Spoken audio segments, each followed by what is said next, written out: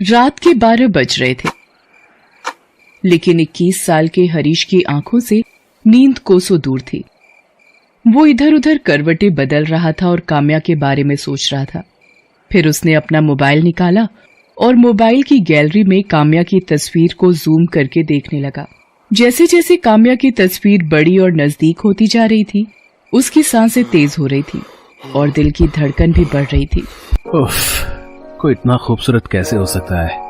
ऐसा लगता है कि ईश्वर ने टाइम निकाल कर इन्हें बनाया है। काश ये हमेशा के लिए मेरी हो जाए।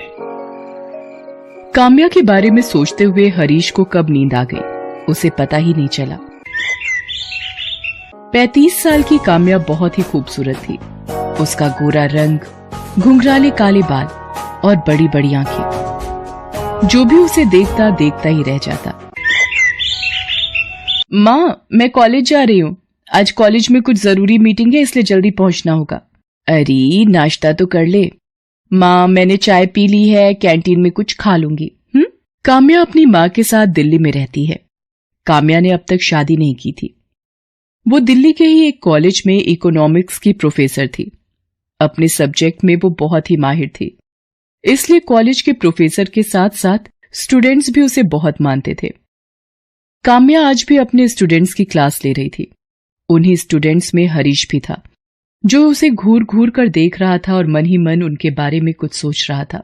इकोनॉमिक्स जैसे बोरिंग सब्जेक्ट्स को भी काम्या मैम कितना इंटरेस्टिंग बना देती हैं। ये खुद भी तो इतनी इंटरेस्टिंग है कि इनसे पीछा छुड़ाना मुश्किल हो जाता है।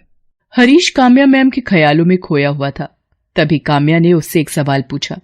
अब हरीश का ध्यान उनकी पढ़ाई पर रहता तब तो वो जवाब देता। उसका ध्यान तो काम्या मैम पर था। हरीश, क्या बात है? तुम्हारा ध्यान कहाँ रहता है? मैं जब भी तुमसे कोई सवाल पूछती हूँ तुम इधर उधर देखने लगते हो।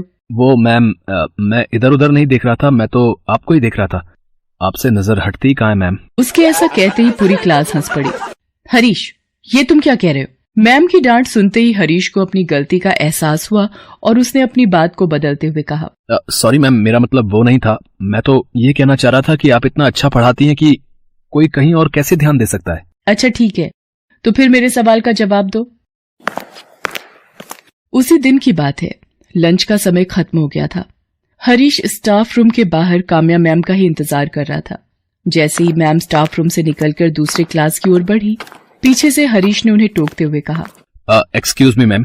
हरीश, तुम यहाँ? तुम्हें तो अपनी क्लास में होना चाहिए। मैम, वो मुझे आपसे कुछ बात करनी थी। मुझसे? हाँ बोलो, क्या बात है? उसके बाद हरीश ने डरते डरते धीमे से काम्या मैम से कहा, मैम, मैं आपसे ट्यूशन पढ़ना चाहता हूँ। ट्यूशन? पर मैं तो ट्यूशन नहीं पढ़ाती। तुम्हें कोई भी प्रॉब्लम है तो तुम मुझसे यहीं पूछ लो, मैं उसका सोल्यूशन दे दूंगी। सॉरी मैम, लेकिन यहाँ इतने सारे स्टूडेंट्स होते हैं कि मैं पूछ ही नहीं पाता, और कभी कभी तो लगता है कि कहीं मेरे किसी क्वेश्चन पर वो हंस ना दें। अरे ये क्या बात हुई? क्वेश्चन पूछने पर कोई क्यों हंसेगा? जितनी मर्जी है और सब्जेक्ट से रिलेटेड जो भी सवाल है तुम पूछो। एक बार नहीं, बार बार पूछो, लेकिन ट्यूशन के लिए मुझसे मत कहो। लेकिन हरीश अपनी जिद पर अड़ा रहा और काम्या को इमोशनली ब्लैकमेल करने लगा। मैम, मेरा इकोनॉमिक्स बहुत ही कमजोर है। मुझे लगता है कि मैं इसमें फेल हो जाऊंगा। अगर मैं फेल हो गया तो पूरे कॉलेज और घर वालों के सामने मेरी नाक कट जाएगी। मैम, मेरे पापा किसान हैं। बहुत ही मेहनत से वो मुझे और मेरी बहन को कॉलेज में पढ़ा रहे हैं। उन्हें हम दोनों से बहुत सारी उम्मीदें हैं। अगर मैं फेल हो गया तो वो टूट जाएंगे मैम। ये कहते हुए हरीश रोने लगा। हालांकि उसके आंसू घड़ियाली थे और वो किसी तरह काम्या के घर जाना चाहता था ताकि वो काम्या मैम के साथ अकेले में कुछ समय बिता सके, उन्हें देख सके, उन्हें महसूस कर सके और एक दिन अपने दिल की बात उनसे कह सके। लेकिन काम्या को इस बात का कहां पता था। उसके लिए तो हरीश भी बाकी स्टूडेंट्स की तरह ही था। आखिरकार काम्या ने उसे 1 घंटे घर पर ट्यूशन देने की बात कही। साथ ही ये भी कहा कि हरीश, तुम ये बात किसी और स्टूडेंट को मत बताना कि मैं तुम्हें ट्यूशन दे रही हूं, क्योंकि मैं पर्सनली ट्यूशन के बहुत ही खिलाफ हूं। भला ये बात हरीश किसी को क्यों बताता। हरीश अगले दिन से काम्या मैम के घर ट्यूशन पढ़ने जाने लगा। हरीश को काम्या के घर जाते हुए 1 हफ्ते हो गए थे। एक दिन काम्या उसे पढ़ा रही थी और वो हमेशा की तरह पढ़ाई से ज्यादा उनकी खूबसूरती में खोया हुआ था। मैम, बुरा ना माने तो आपसे एक बात कहूँ? हाँ बोलो। मैम, आप गलत प्रोफेशन में हैं। क्या मतलब गलत प्रोफेशन में हूँ? तुम्हारे हिसाब से मुझे किस प्रोफेशन में होना चाहिए था? मैम, आप इतनी खूबसूरत हैं कि आपको तो हीरोइन होना चाहिए था। कसम से, फैंस की लाइन लगी होती है आपके घर के बाहर और उन फैंस में मैं सबसे आगे होता। उसकी बातों को सुनकर काम्या ने मुस्कुराते हुए उससे कहा, मेरी तारीफ करने के लिए शुक्रिया, लेकिन I am very happy with my profession. मैं बहुत खुश हूं। इनफैक्ट मैं बचपन से ही टीचर बनना चाहती थी ताकि समाज में वो बदलाव ला सकूं जिससे समाज ग्रो करे, वो नए सपने देखे और इस दुनिया को खूबसूरत। हरीश काम्या के यहाँ ट्यूशन पढ़ने आता रहा, लेकिन काम्या को अब ये एहसास होने लगा था कि वो पढ़ाई से ज्यादा उसमें दिलचस्पी ले रहा है। एक दिन तो उसने बहुत ही पर्सनल सा सवाल काम्या से किया, आपकी थिंकिंग आपकी ही तरह खूबसूरत है मैम। मैम आप इतनी खूबसूरत हैं तो फिर आपने अब तक शादी क्यों नहीं की? क्या आप किसी से लव करती हैं? उस दिन काम्या ने हरीश को टोक दिया और कहा, देखो हरीश, तुम यहाँ जिस काम के लिए आते हो वही करो। मेरी पर्सनल लाइफ में इंटरफेयर मत करो और ना ही पर्सनल बातें करो। मैं देख रही हूँ कि तुम पढ़ाई से ज्यादा मेरी निजी जिंदगी में इंटरेस्ट लेते हो। मेरा फेवरेट कलर क्या है, मेरा फेवरेट खाना क्या है, मैं शादी कब करूंगी नहीं करूंगी, इन सब बातों में मत उलझो। और अगर आइंदा तुमने इस तरह की बातें की तो तुम्हें यहाँ आने की कोई जरूरत नहीं है। आई एम सॉरी मैम, मैंने आपको हर्ट किया। मेरा ऐसा कोई मतलब नहीं था। उस दिन हरीश घर जाकर काम्या के बारे में ही सोचता रहा। आज मैंने काम्या मैम का दिल दुखा दिया। मुझे ऐसा नहीं करना चाहिए था। आखिर मैं प्यार करता हूं उनसे, और कोई भी प्यार करने वाला अपनी प्रेमिका को हर्ट तो नहीं करता। हरीश को यह सब सोचकर नींद नहीं आ रही थी। उसने उसी समय काम्या से माफी मांगने का सोचा।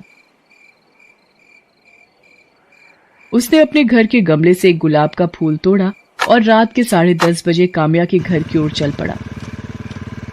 आज मैं काम्या मैम से माफी तो मांगूंगा ही, साथ ही उनसे अपने दिल की बात भी कह दूंगा। आखिर एक ना एक दिन तो उनको बोलना ही पड़ेगा ना। बिना बोले तो उन्हें मेरे दिल की फीलिंग्स कैसे पता लगेंगी। काम्या के घर पहुंचते पहुंचते रात के 11:30 बज गए थे। हर ओर सन्नाटा छा गया था। काम्या के घर का दरवाजा भी बंद था। मैम के घर का दरवाजा तो बंद है, लेकिन मैं उनसे माफी मांगे बिना और दिल की बातें कहे बिना नहीं जाऊंगा। उसके बाद हरीश पाइप के सहारे काम्या मैम की बालकनी में पहुंचा, फिर घर के अंदर चला गया। काम्या उस समय सो रही थी। हरीश मैम को देखने लगा। मैम सोए हुए में भी कितनी खूबसूरत लग रही हैं। ऐसा लग रहा है कि मैं इन्हें गले लगा लूं। हरीश मैम की तरफ बढ़ने लगा, तभी हरीश के मोबाइल की रिंग बजी। जब तक वो अपने फोन को साइलेंट मोड में करता, रिंग की आवाज से काम्या की नींद खुल गई। उसने अपने सामने हरीश को देखा तो वो बहुत डर गई। हरीश, तुम यहाँ और इस वक्त तुम अंदर कैसे आए? मैम मैं आपसे माफी मांगने आया हूँ। माफी किस बात की? मैम मैं आपसे पर्सनल सवाल अब कभी नहीं करूंगा। ये कहने के लिए तुम इतनी रात को और इस तरह मेरे घर आए हो? ये कहकर हरीश ने गुलाब का फूल काम्या की ओर बढ़ाते हुए कहा, आई लव यू मैम। मैं आपसे बहुत प्यार करता हूँ। मैं आपके बिना नहीं रह सकता। मुझे हर पल, हर सेकंड, हर जगह आप दिखाई देती है ma'am. I really love you ma'am. ये सब क्या बकवास है हरीश? तुम होश में तो हो? तुम्हें पता है तुम क्या कह रहे हो? ये कहकर हरीश काम्या की ओर एक बार फिर से बढ़ा। Stop, I said stop. जहां खड़े हो वहीं खड़े रहो, नहीं तो अभी मैं पुलिस को बुलाऊंगी और तुम्हें जेल भिजवा दूंगी।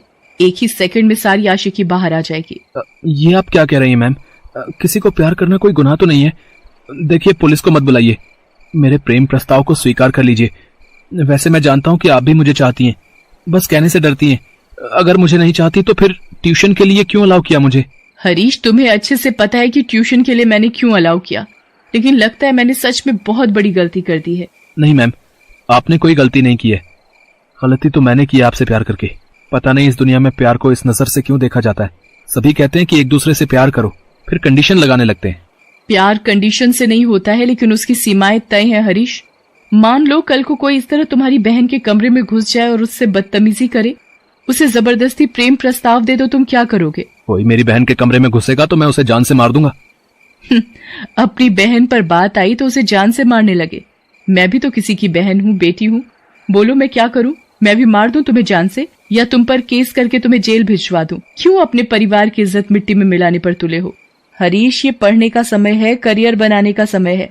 उस पर ध्यान दो और कभी भी सीमाओं को मत लांघो। काम्या की बात धीरे धीरे हरीश को समझ में आने लगी। उसे अपनी गलती का एहसास हो गया। उसने काम्या से माफी मांग ली और वापस लौट गया।